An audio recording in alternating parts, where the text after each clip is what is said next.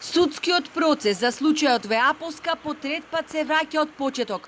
Родилката од Дебар, која остана без матка, бубрек и јајник, без малку 2 години чека правда. Откако почна судскиот процес на почетокот од 2022, досега се сменија двајца судии и двајцата во рок од 1 година заминаа во пензија. Од самиот почеток се одолговлекуваа судењата на докторите од Струга, кои ме осакатија и ме оставија без 3 органи, вели Веаполска, која поднесе и представка до судскиот совет со барање да се испита работата на судот во Струга. А како? Судијата и обвинителот избегаа од процесот и затоа не го завршете. Тоа може да го кажам за тие. Тој суди и тој обвинител нема да остават никаква трага во правосудството во Република Македонија. Ете, тоа е моето мислење.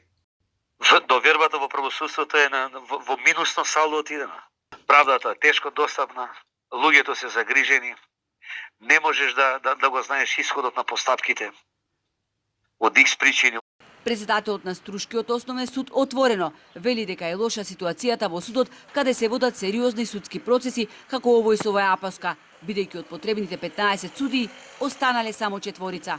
Не е добра ситуацијата, ќе мора да се интервенира со делегирање, дали со делегирање или со избор на друг судија.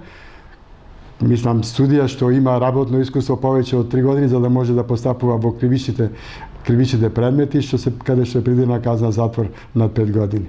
И додека Веаполска го чека 22 декември, кога по трет пат треба да почне судскиот процес против екс-директорот на Струшката општа болница Мухамет Асани, неговиот син Блертон Асани и Лилјана Јовановска, председателот на судот Мака Мачи да го обезбеди потребниот број судии.